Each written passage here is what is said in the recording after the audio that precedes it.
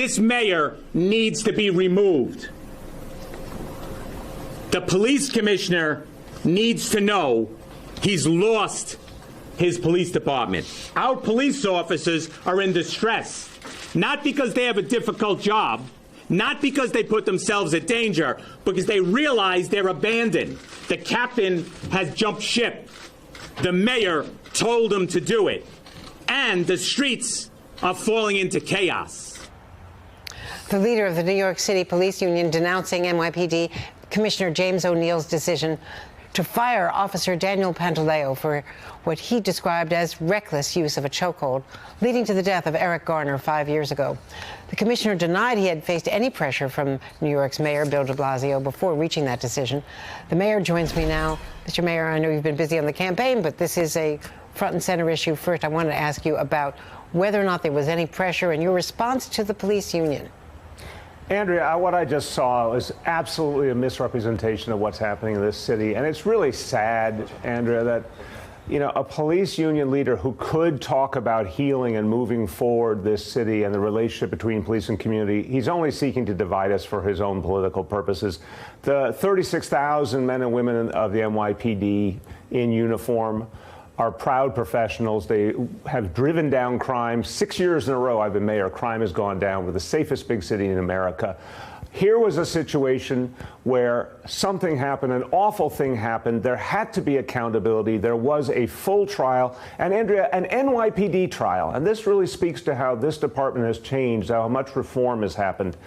The first place the Garner family got justice, it wasn't the U.S. Justice Department, it wasn't the district attorney, it was the NYPD itself having a full public trial, and NYPD officials saying, in fact, this chokehold was against our rules, it was wrong, someone died who shouldn't have died, and the officer must be terminated. That is actual accountability, that's actual justice. And people in this city see that, and it actually is going to help us bring police and community together. This is how we actually make change, that we are focused on never letting a tragedy like that happen again, because now every officer in this city has a body camera. Every officer has been taught to de-escalate conflict. Every officer is being given implicit bias training to change the dynamics so there'll never be another Garner tragedy. That's what we should be talking about. How do we make this the last tragedy? But unfortunately, some very few people in the union leadership want to take us backwards, not forward. Well, the family is also asking for criminal action and also asking for action against other police who were involved in the incident. Is it case closed, or there's more to come? No, at this point, there's one more trial, and it will also, again, be a public trial held by the NYPD for one of the sergeants involved. That will be concluded this year. That will end all the disciplinary issues being handled by the NYPD. As you know, Andrea, the U.S. Department of Justice walked away 5 years, held everyone else up, did nothing.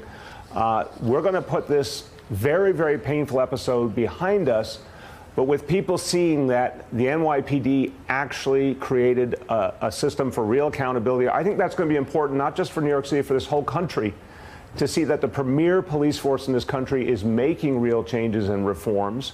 And I think all over this country, Andrea, we need every police officer to be taught to de-escalate conflict, every police officer to get implicit bias training, every officer to be wearing a body camera. We need to leave a very troubled past behind us, because then we can get to the important work of making us all safer, as we've done here, by bringing police and community together with mutual trust, mutual accountability and respect. That's the future for this country.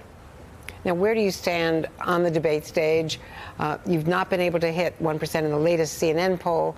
After 3 months on the trail, if you don't make this debate and the next debates, how long can you stay in the race?